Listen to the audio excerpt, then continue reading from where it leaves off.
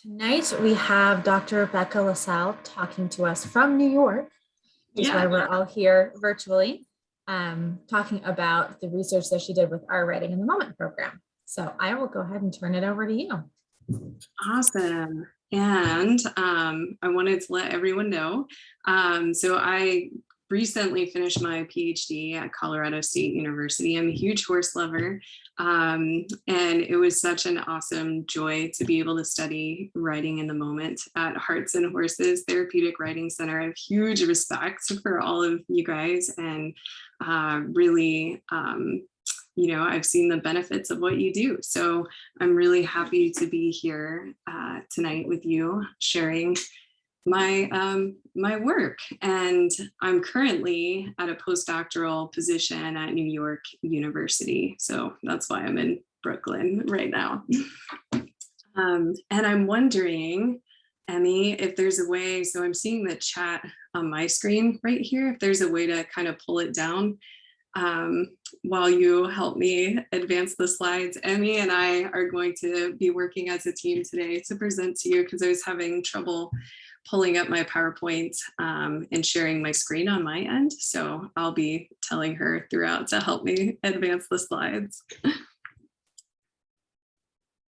So with that, we're good for the next slide whenever you're ready, Emmy. Okay.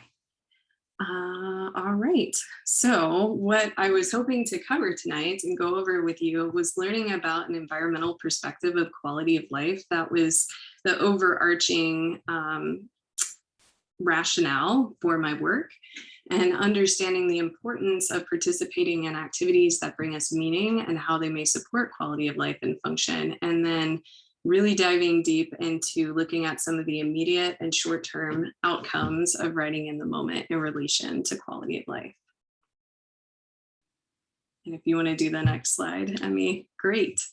So supporting quality of life and function are really key outcomes in dementia care and research. And dementia is an overarching term for memory loss involving difficulties with problem solving, orientation, and communication that are severe enough to impact daily life. And while there are many different stages and types of dementia, the symptoms often begin with mild cognitive impairments that are apparent during daily life and then become more pronounced in the moderate stages, leading to declines in physical function until eventually in the later stages, the person is often bedbound and requires continuous care. And this is a huge issue because dementia is the second leading cause of disability in older adults globally, with roughly 5.8 million people living with dementia. So the degenerative nature of this disease really puts a person at risk for decreased quality of life. And more importantly, people living with dementia identified quality of life and function as important care goals and emphasized participating in activities that they found meaningful to address them. So if you could go to the next slide, Emmy. So one promising intervention to address quality of life and look at supporting function is writing in the moment. And as you all know, writing in the moment is an adaptive writing, or also called therapeutic writing intervention. And I'm assuming most of you know the definition of that, but it's basically the skillful modification of horsemanship activities for people with diverse health challenges, and it's delivered by a trained instructor. So looking at the prior evidence prior to Dr. Field's work on writing in the moment and my work, there was only one paper that was looking at an intervention involving horses for people with dementia. It came out, I believe, in 2014 by Debelko and Shoney, and they did not do writing in their intervention. They did more groundwork activities, but they found benefits in relation to emotional well-being. And so that kind of set the stage for Beth to do her work. And obviously you all had writing in the moment. So it was a perfect fit to begin to look at that. And her work mostly focused, she's since done a more recent study, but her dissertation work, the start of her work, focused on comparing writing in the moment to routine activities at participants' long-term care facility.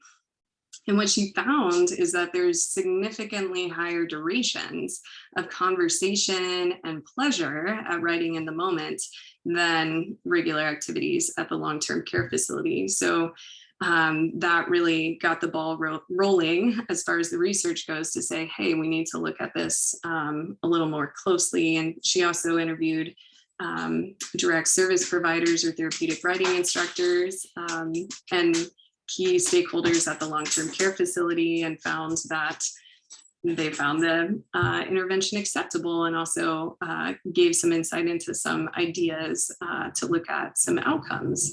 My paper that I was on with Beth really looked at, okay, what is writing in the moment? What are some of the components?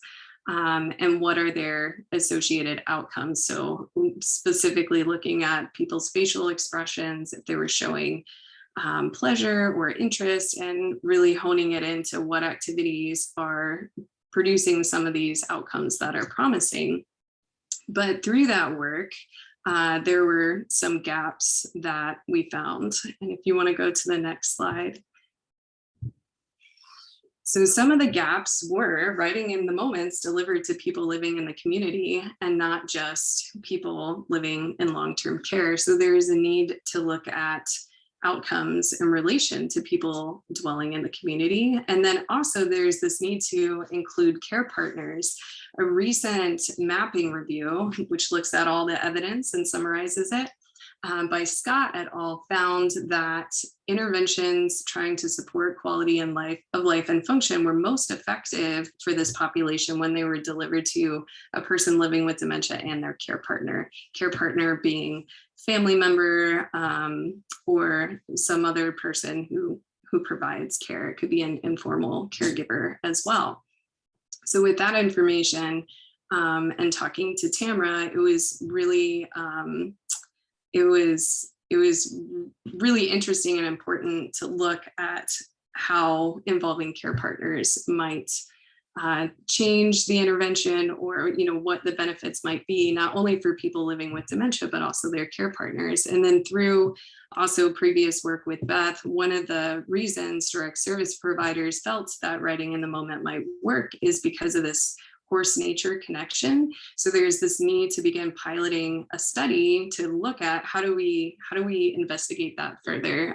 Is there a difference between just being with the horse or and another nature activity, or what is that and what does that look like? So those gaps were what kind of propelled my big dissertation study that included these outcomes. If you want to go to the next slide, and you can go to the next. Yep. So before we go further, it's important for you guys to know how I'm thinking about quality of life. And quality of life is a really complex concept. So lots of people have different ideas about what quality of life is, and it tends to vary based on the dementia severity. So the elements that I was particularly interested in looking at were participation, so involvement in a person's prevailing situation, their ability to function, their functional competence in daily life. And this also includes whether or not they're using the physical, social, cognitive capacities they have or not.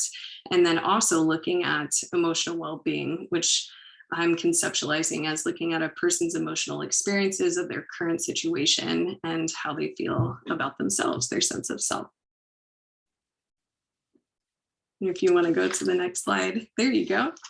So to do that, I applied an environmental perspective of quality of life. And basically what this perspective is it's understanding that a person's daily experiences of quality of life are shaped by the physical, social, interpersonal, cultural, and socio-political elements of their daily environments. And particularly, these elements can influence a person's access to an experience of occupations. And I should say I'm an occupational therapist, for those of you who do not know. So I'll define what I mean by occupation next, if you want to advance on.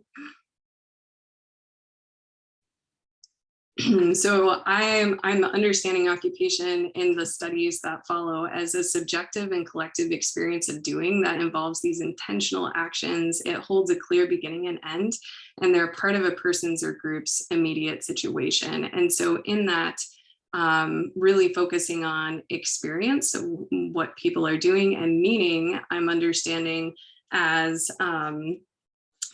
basically it's this concept that I'm looking at as far as relating to a sense of identity and belonging and social connections with these chances to contribute and reciprocate with others. And I think it's important to point out, a lot of people just look at the positive aspects of meaning. I'm looking at that here because obviously I'm interested in quality of life, but there are other, more negative connotations to meaning as well. So just wanted to throw that out there. And then a term you'll see in how I collected and analyzed my data is occupational opportunities.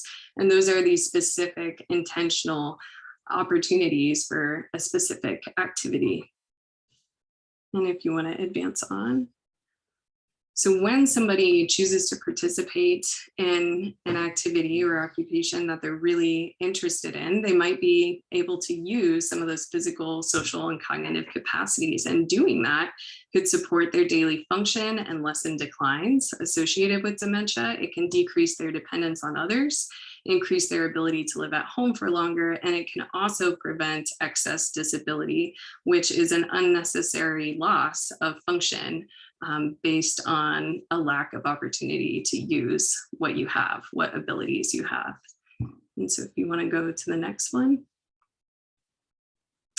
And again, when you participate in an activity that's interesting to you, you can also experience autonomy, identity, competence, and mastery. It can unite people with shared intentions and really create this sense of belonging and connection. If you want to go to the next slide. So occupations with horses can be meaningful. They can bring awareness and attention to the present moment. They can provide these positive emotional experiences, and they may foster personal identity and create these chances to socialize and contribute to others. And they can also create chances for a person to use their retained capacities, either physically, through riding, or socially while they're interacting with others. If you want to go to the next slide.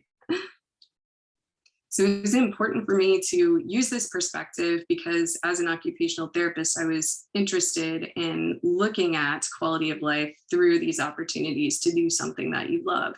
And using this perspective too gave me the freedom to provide a really rich description of what went on, which can help advance the science of writing in the moment, knowing like what it is and how it's thought to work. So we can go on. So this study came out in January, and this one was a comparison paper looking at comparing adaptive writing in the moment basically to an adaptive gardening program. So trying to separate out, is quality of life experienced in writing in the moment just based on interacting with horses and being in nature, or can you experience quality of life? I guess trying to tease out, or set the stage to begin to look at like what might the horse's role be, and is there differences between a regular nature activity versus one with a horse? So if you want to go to the next slide. So specifically, I was curious about to what extent do people living with dementia participate in evidence emotional well-being during these two interventions, and are their observed durations of participation and emotional well-being similar and different across these interventions? If you want to go to the next slide.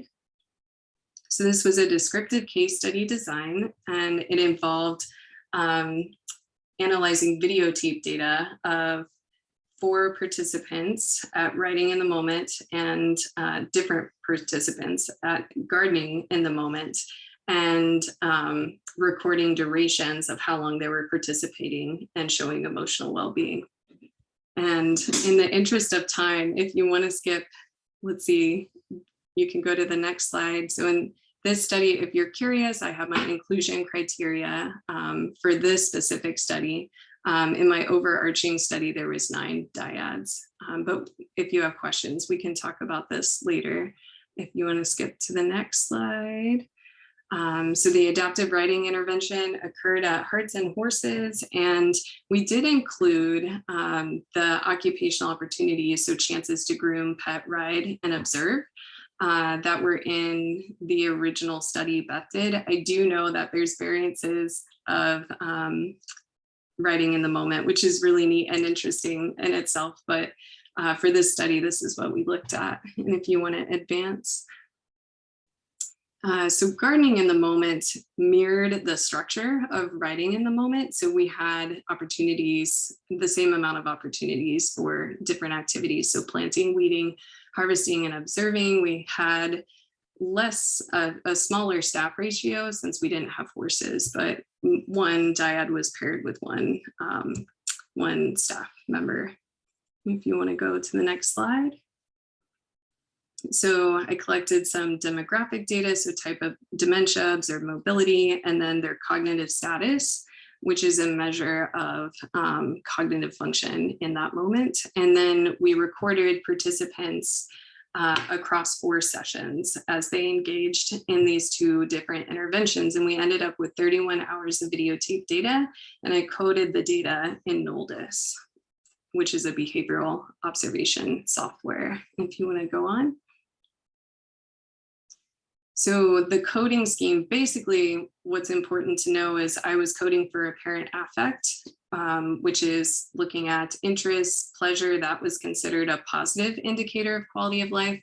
Whereas if someone was showing signs of fear and anxiety, anger, sadness, that would be coded negative. I also looked for signs of agitation, and then whether or not people were participating. And participation, I looked at kind of more of a passive form of participation with gaze, whether or not they were making eye contact, if their gaze was, or not eye contact, but looking around, scanning the environment, if their eyes were closed or not, and then whether or not they were communicating, which that could be verbal or nonverbal. And then I further delineated active participation into singular, doing one thing at a time, or complex, doing 2 things simultaneously. So for example, petting the horse would be singular participation, whereas petting and riding the horse would be complex.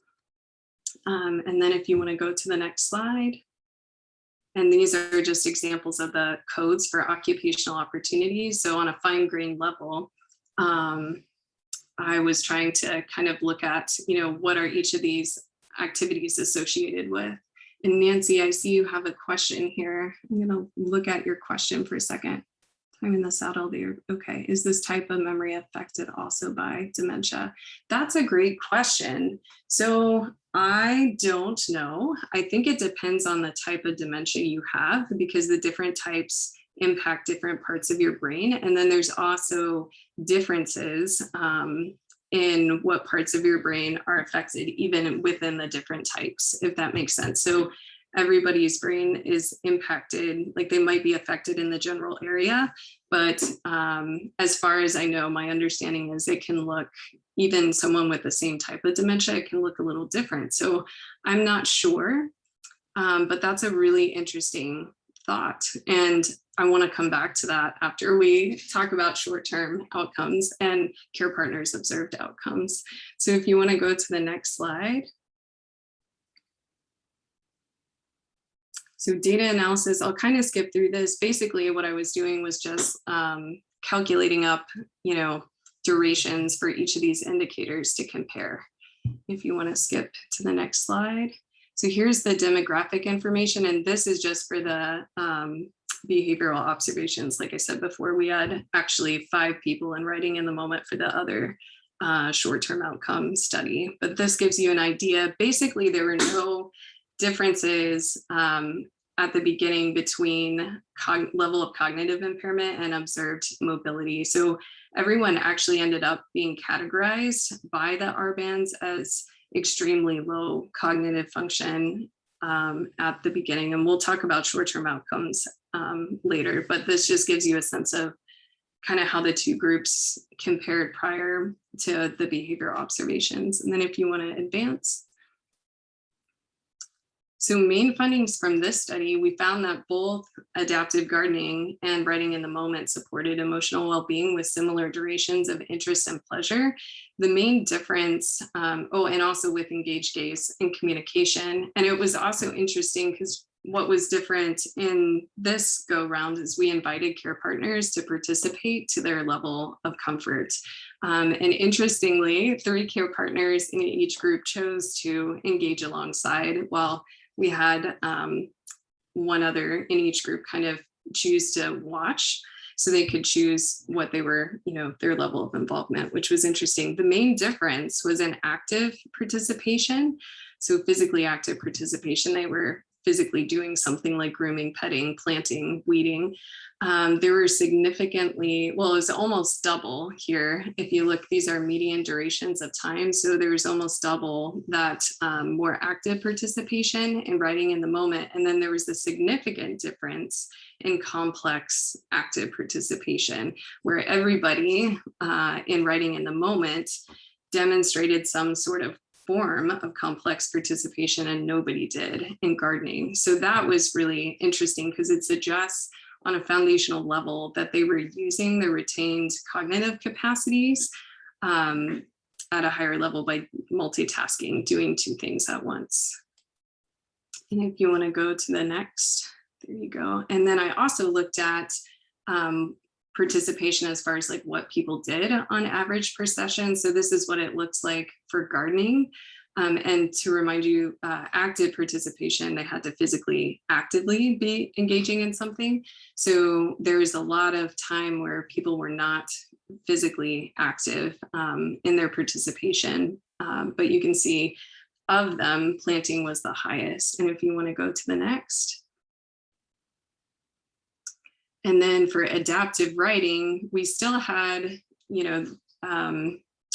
some no active participation there. But what's really interesting is there's like this broader range of participation, and then the complex participation with write and play games, write and pet. And there was a groom and pet too that happened. And that's captured in incidental activities because it didn't happen that often, but it was in there. So if you want to go to the next. And then I also looked at these durations of time. I broke them down into percentages of time per opportunity. So this is adaptive gardening. And I want to draw to your attention. So there's high durations of interest, which was really interesting. And then you can look at the active participation. And harvesting, I should say, was chances to touch and explore and taste whatever we planted for that day. So that had the highest active participation of all the opportunities for gardening. And the first 3 involved direct interactions with plants. So harvesting, weeding, planting. And then if you want to switch to the next slide. And then the first 3 here from writing in the moment involve those direct interactions with horses. And you can see writing had high durations of interest. And then there was a lot more pleasure in writing in the moment. It wasn't significant, but a positive trend there, which was really interesting, especially with those opportunities that involved more intimate interactions with horses. So you can see with grooming and petting, which was really interesting. And then you can see too the active participation by each of those opportunities. And then if you want to go to the next slide. So then what I did is I did a secondary analysis to look at physical activity. So these are preliminary findings from that. So I grouped, it was kind of grouping together participation. And then I had also collected data on body position and movement. So putting this more into understandable terms as far as observed physical activity intensity. And I want to be careful here because I did not measure METs, but I base this on the compendium of physical activity, where you can look up and see how different physical activities are categorized. So if you want to go to the next slide. So findings from here, there are a lot of similarities in light activities, but there is different trends as far as adaptive gardening had more sedentary activities and light sitting activities. And that may have just been because of participants choices and also the space we were in. We had to be inside a lot of the time because of snow and other things. So that might have impacted that. But adaptive writing had these higher trends and more moderate to vigorous activity. And this is interesting to think about because we know as far as ways to support cognitive function, physical activity is a protective factor to supporting function. So that's why it was kind of interesting for me to look at this or go down that path. And if you want to advance slides. And then this is just the breakdown. Again, its durations. There were no significant differences, and I should really point that out and draw that to your attention. But I think if I had a bigger sample size, we'd probably see some significant differences. So that's a limitation of all the work I presented just now is small samples. And if you want to advance. So next I'll talk about exploratory short-term outcomes. And then lastly, I'll go over, I also did interviews with care partners to learn about their experience and see what short-term outcomes or immediate outcomes they were experiencing. So for these exploratory short-term outcomes, I looked at quality of life for people living with dementia measured by the DEMQual, and then quality of life for care partners with the World Health Quality of Life Brief. I looked at cognition using the R-bands, which is that repeatable battery of cognitive status, and then activity participation, which measured this tool measured frequency of activity participation. So those were the measures that I used there. And with these, again, I wasn't expecting to necessarily have any significant differences because my sample size was so small. So it was more figuring out, can these assessments be done? What kind of data are we getting? Are we collecting everything we are trying to? And what are the trends? So if you can advance to the next slide. So this is looking at quality of life across time. And on the left, you can see care recipients. So the person living with dementia's quality of life scores. And these time points are weeks at the bottom. So basically what I did is I did a baseline. And for people living with dementia, we looked at quality of life each week, which was really interesting. And then at 8 weeks, it ended time point 9, that last number there was 4 weeks after the intervention ended. So it's really fascinating to kind of look at this and see adaptive writing and adaptive gardening kind of followed the same trends there, which was really interesting. And then for care partners, overall perceived quality of life, this was taken at 4 points because it was a different measurement tool. I had kind of a ceiling effect with my writing in the moment group because they started really high. So there wasn't a lot of room to improve there, but it was interesting for adaptive gardening, which is in the green there, that there's kind of stayed the same and then went up even a little bit. And time point 4 was 4 weeks after the intervention there. So that's what I have for quality of life. And then if you want to advance. And then this is the R bands. And this data is really interesting. So this was taken at 3 time points, and time point 1 was before the interventions began. Time point 2 was after they concluded, and time point 3 was the 4 weeks afterwards. And I included on the right, it almost makes more sense to look at individual scores because I had one person improve a lot, and then other people, it was 1 or 2 points kind of fluctuating a little bit, and then lower scores tended to stay the same, which is that you see that a lot in other research as far as usually people in the earlier stages, if you're going to see some fluctuation or gains, it's usually at the mild cognitive impairment stage. So these are really interesting. So everybody started categorized extremely low. And then I did have one person go up to, I think it was just below average cognitive status, which was really interesting. I think it was below average so that was really interesting, but I want to be careful there because there's other things that happened in that person's life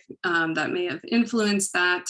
And it's, you know, it's exciting to see, but we just need more participants, more data to say either way for these interventions. But it's definitely kind of interesting to note, and people in gardening too seem to, you know, have the most gains during the intervention and then kind of fell off a little bit. So that was really interesting. If you want to advance.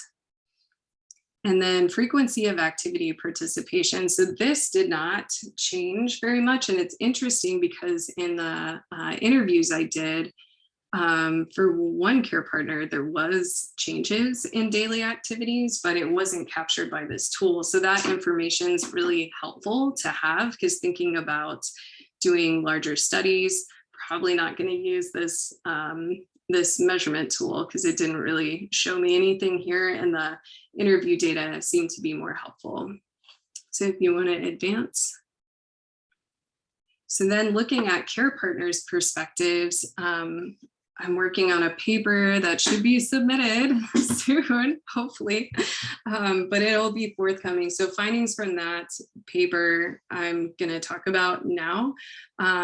So that paper is really looking at, are care partners satisfied with the intervention? Is it acceptable to them? And I had 5 dyads. I did interviews with them, and 4 of the 5 felt that writing in the moment met or surpassed their expectations. There was one dyad that felt like they enjoyed it, but they thought it could be improved upon, particularly the one participant wanted to write outside and with weather, and I think the arena was under construction at the time, the big large arena that's now open. Those were some challenges that kind of made it hard to be able to go outside. So that was a piece of feedback, just wanting to write outside, and he wanted to be challenged a little more, it sounded like. So then if we advance. So this is the demographic data. So the dyads most of them were family members, spouses, and then there were some mother-daughter dyads. And if you want to advance. And these themes are the main categories of outcomes. So, and they're presented in the most frequently reported to the least. So everybody reported experiencing emotional well-being during the intervention. And for the majority of participants, care partners reported that this was sustained outside the intervention. And we'll get into like what that means a little later. Then social connections, physical abilities, and then other outcomes. And we can go to the next slide. So for emotional well-being, I had 4 themes: elevated mood, and that was reported by all 5. And you can see the quote up there about one of the participants putting on her leggings and just, you know, stopping and looking at the picture of her donkey and triggering. It seemed like her whole face lit up, and she was in a very relaxed mood, and she'd smile. Shared positive experience among dyads. Care partner Kay was saying it was really nice to see her mom happy, to see her horse, and every week she was excited to ride and laugh, and she wasn't so worried all the time. And then accomplishment and meaning. And this subcode described feelings, you know, like feeling like you were contributing or doing something, and meaning like kind of taking away something more from the intervention. And I have the definitions if you're curious and want to know more. And again, it'll be hopefully this manuscript will be ready to go soon. So hopefully you guys can see the final version when it's published. So for this dyad, they described their experiences with their horse as spiritual, just spontaneous happiness, and just this continual communication, and it, you know, most of it was nonverbal, and it was just like this spiritual, meaningful experience for them. And then respite for care partners. I had 2 of 5 care partners reported this outcome, and some reported it as feeling like they were on vacation, or one saying it was a moment of peace for me, which was really neat to hear, because as you know, with being a care partner and caring for someone with dementia, it's hard, and there's a lot of struggles, and being able to take a momentary break or have a moment of respite from that can be really powerful. And if you want to advance. And then the theme, social connections, the subcodes within that were shared witnessing of a positive event, feelings of belonging and validation, and the horse-human bond. And so 3 out of 5 care partners reported findings related to this theme of shared witnessing. So for example, one care partner said, I got a lot of joy of watching another dyad. You know, there's something about watching a caregiver. He has just so much joy on his face in a typically unjoyful situation. So this subcode really described, you know, watching somebody else's positive experience and getting joy or being moved by seeing their experience. And then belonging and validation, one care partner said, it helps to see other people who are going through the same thing. I'm not the only one going through this, and neither is P, his wife. And then the horse-human bond, one care partner was really hoping for this outcome, and they said that it was met. And it was described as this interplay between showing affection or communicating either through like grooming, and then seeing their horse's immediate response back to them. So that's kind of what that quote encapsulates. And it was interesting too, because it was mostly linked, well, not mostly, it was also linked to not only his experience of the horse-human bond, but also his wife's experience of bonding with this horse, because that enhanced, like that made him want to get to know their horse even more that they were paired with. If you want to advance. Physical ability. So 3 out of 5 care partners talked about changes as far as like balance, endurance, and strength. So for example, one care partner was telling me about how, you know, her mom's endurance just really improved. And she had been walking on the side too, not just doing riding in the moment, but she thought that may have contributed a little bit to her ability to walk greater distances. And then one care partner pointed out she didn't see any like sustained changes in physical abilities, but she pointed out that she thought it was really helpful that her mom was using her physical abilities during riding in the moment, especially with grooming, where she was, you know, reaching her arm way out there and using her range of motion there. If you want to advance. And then other outcomes, 2 care partners reported outcomes related to communication. And so for care partner D, he said she doesn't forget what she's done with Rocket, and that's something we can always talk about later on, whereas with other activities, she wouldn't be able to remember what she did and talk about it, which was really interesting.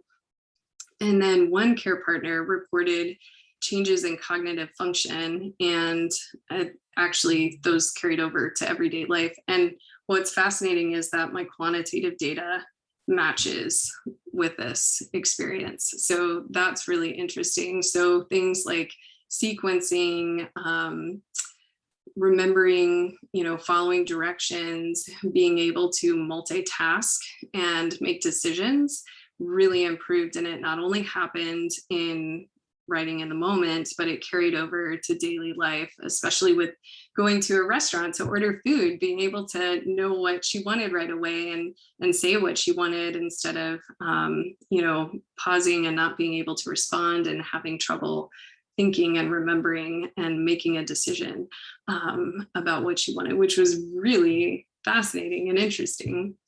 If you want to advance.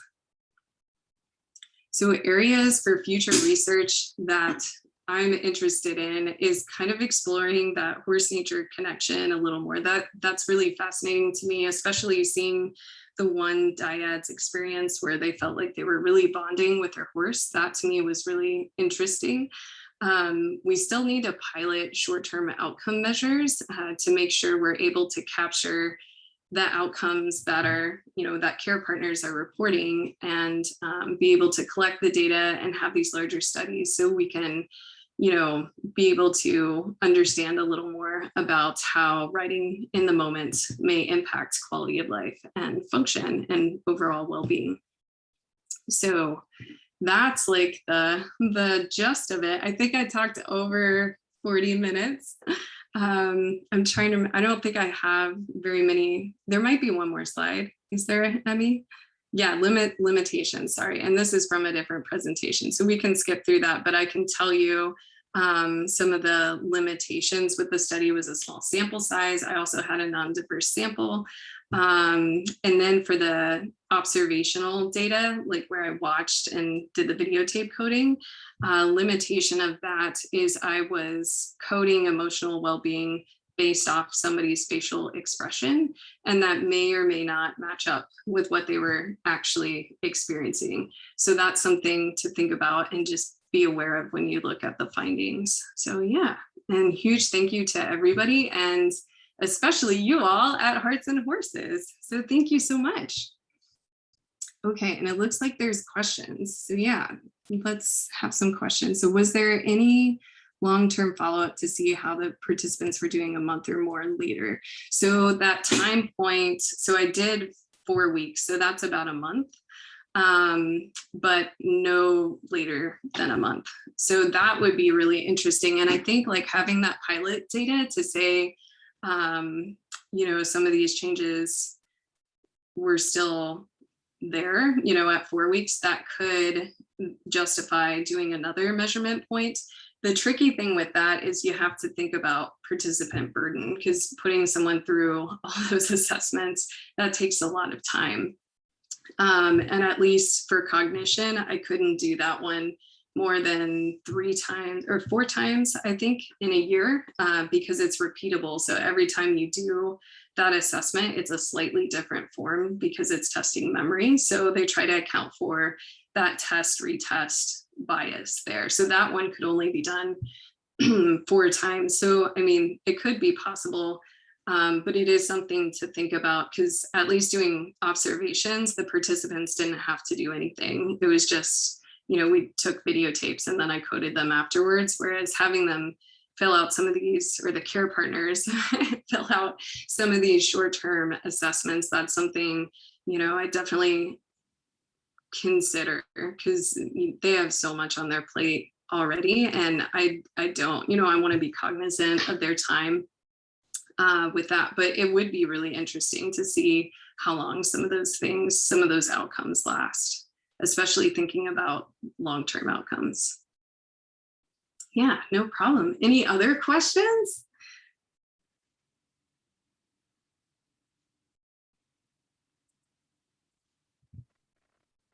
I think we're probably a small enough group. If people want to just unmute and ask their questions live rather than chatting or typing them in the chat, you can definitely do that as well.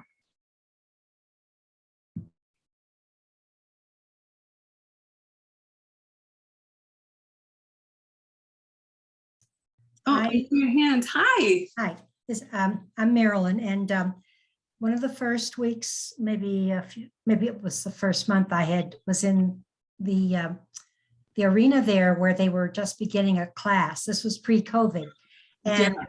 there was one lady that looked just like my mother, and my mother had vascular dementia. There's this petite little lady that just had the stare. Her eyes were just not, there was no life behind her eyes. She was standing beside, I forget which mule it was, but it was one of the small ones. And I saw her put her hand and started petting the equine, and her eyes totally lit up, totally. It was just such a beautiful, I just found it gave me goosebumps to see her just become, didn't say anything, but her eyes showed that she connected with what she was feeling. Oh, I thought that was really cool. So cool. Thank you for sharing that. And actually, so a little background, I fell in love with writing in the moment with kind of a similar story. I have a pediatric background. I primarily have practiced in pediatrics, and initially I wasn't planning on studying writing in the moment. And then I helped out in Dr. Field's dissertation study. And I had this experience where I was observing this one participant in her long-term care facility, and she would just kind of sit like blank stare, she'd kind of mutter incoherently, not forming full sentences, and she was just kind of really seemed withdrawn. And then when she went to writing in the moment, it was like a complete switch. Like she just lit up and she was petting the pony. I think Cream was the pony, and she was asking to take him home, and like you could understand her home. I don't know if Cream's a boy or a girl, but it was like this total shift and this total change, and it made me really curious, like what is going on here, and how did that experience kind of bring her to life. Like it really seemed to enliven her and enrich her in a really powerful way. And so that was one of the reasons I was like, there's something here. I want to explore this. So another question might be too, do the participants have to have some prior experience with equines for it to make a difference? Like maybe this lady was remembering something of her childhood, but not all the participants would have maybe had experiences with horses.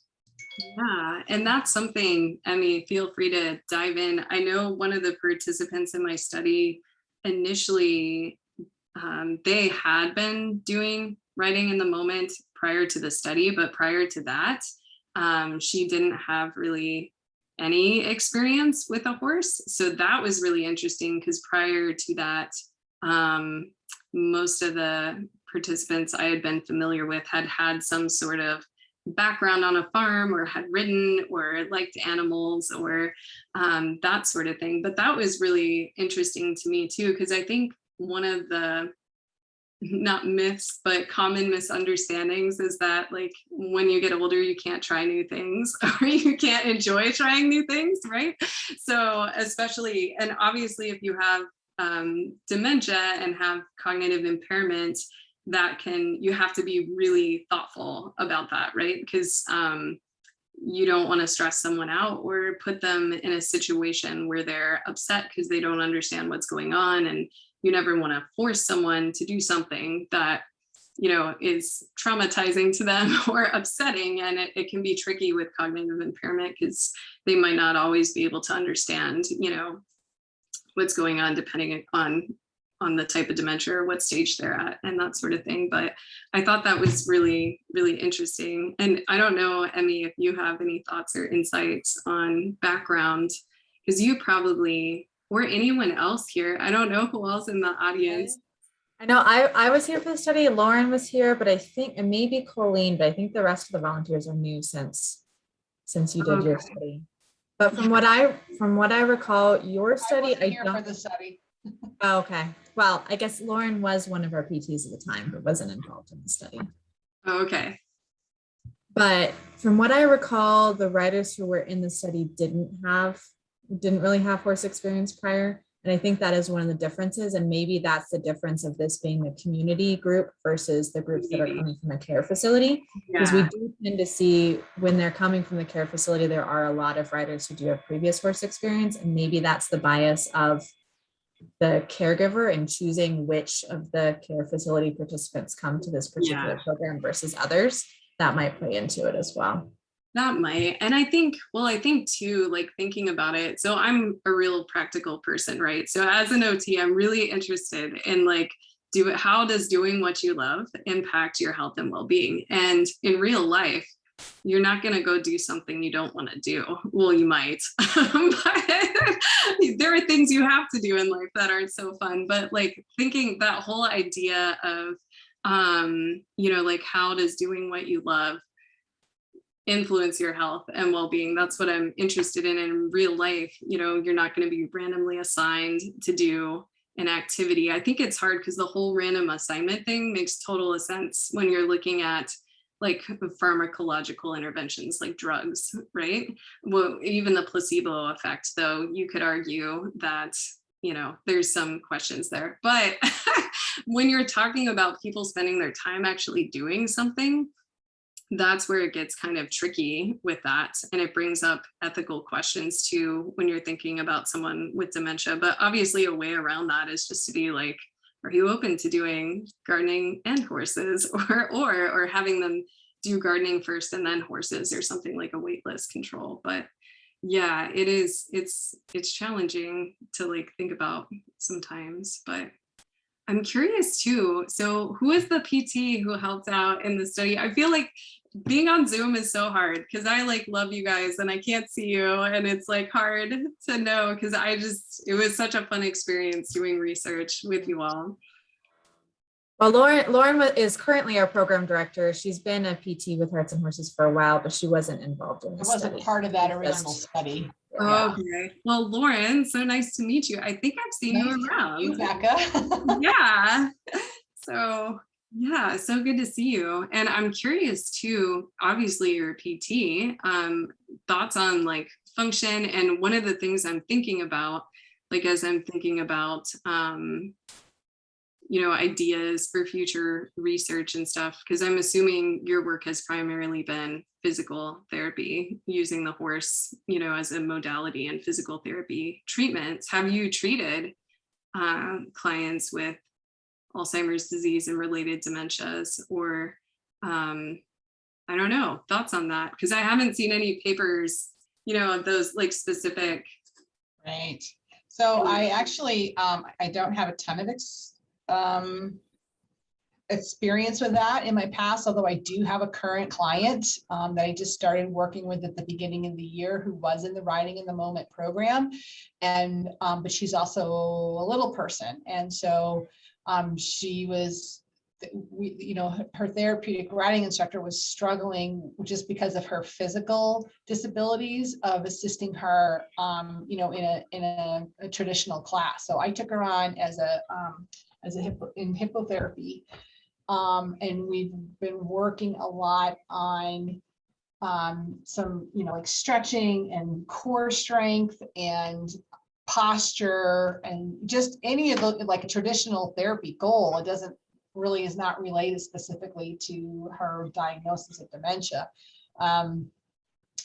And so her husband is her caregiver, and he's definitely seen improvements in her ability to stand and for some activities of daily living since I've kind of gotten involved, which has been really wonderful.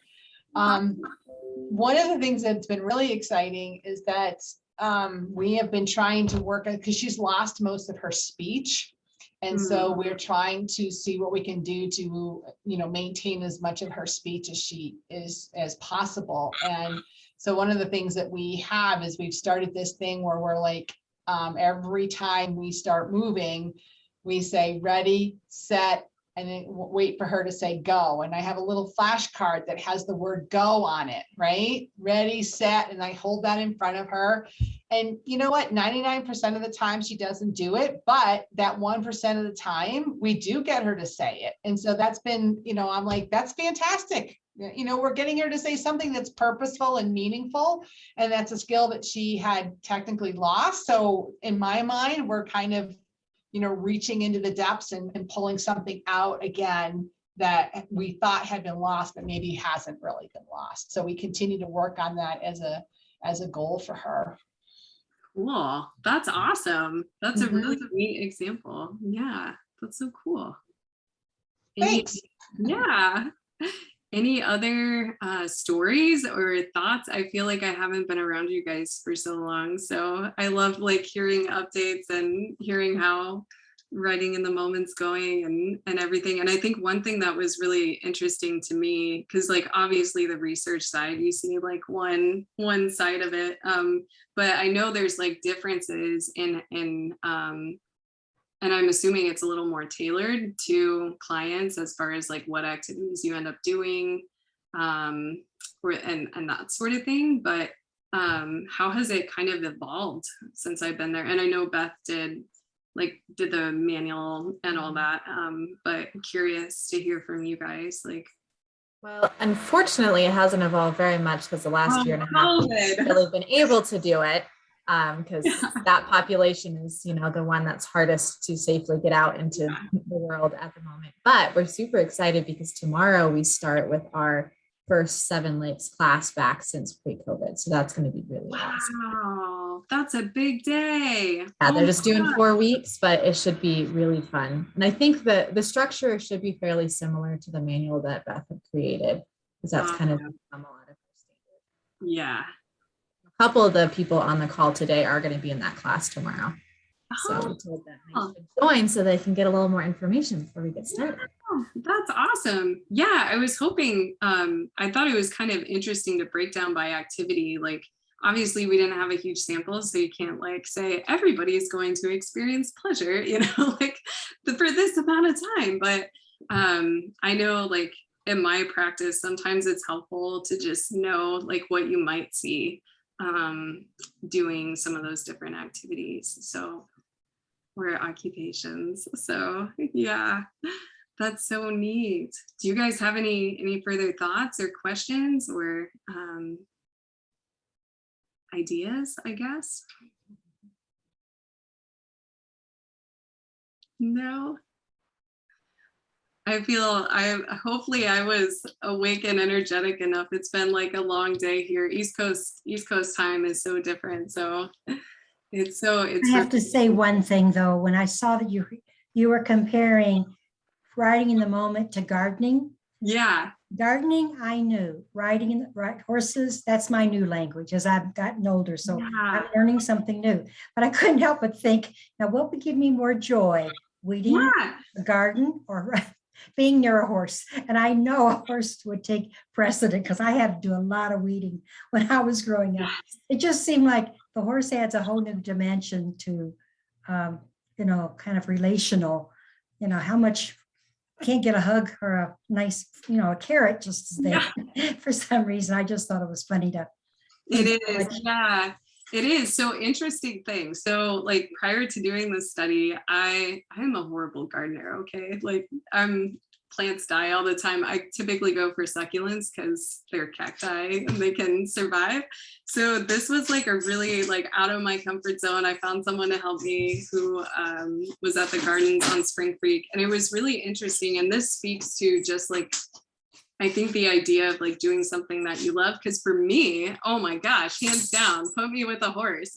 But for like one of the participants in the gardening study, that was like, that just brought her so much joy. And I went and visited her at her house, and she is like, it's just like all gardens, and she just does that all day, and she loved it so much. And she loved weeding. Like she weeded for 40 minutes one day and asked to weed, and I'm like, okay, yeah, sure, if you want to. So it's really interesting to see that, because too with my mom and I are so different. She would much rather garden too. So I think that speaks to, you know, really trying to match people with what they love, you know, and then hopefully seeing benefits from that. Because believe it or not, there's actually a lot on gardening and the benefits for reducing stress and, you know, improving function. And there's so many green space and gardening interventions, especially in the UK and that sort of thing. So it's really interesting. It like opened a whole new world to me. And now I do try to garden every once in a while. Didn't do it this year, but it's funny how that kind of broadened my perspective a little bit. So yeah. Well, cool. Well, it looks like it's 8 o'clock. Let me see. Did somebody have another message? That just said fascinating information. Thanks for giving us your time. I will echo that. Thank you so much, Becca. I really appreciate you joining us tonight, and look forward to seeing lots more research from you in the future. Yeah, it's gonna, yeah, it'll come. So yeah, thank you for the opportunity to speak, and sending love to you guys in Colorado, and good, happy vibes for tomorrow, and keep in touch, everyone. Thank you. Watch.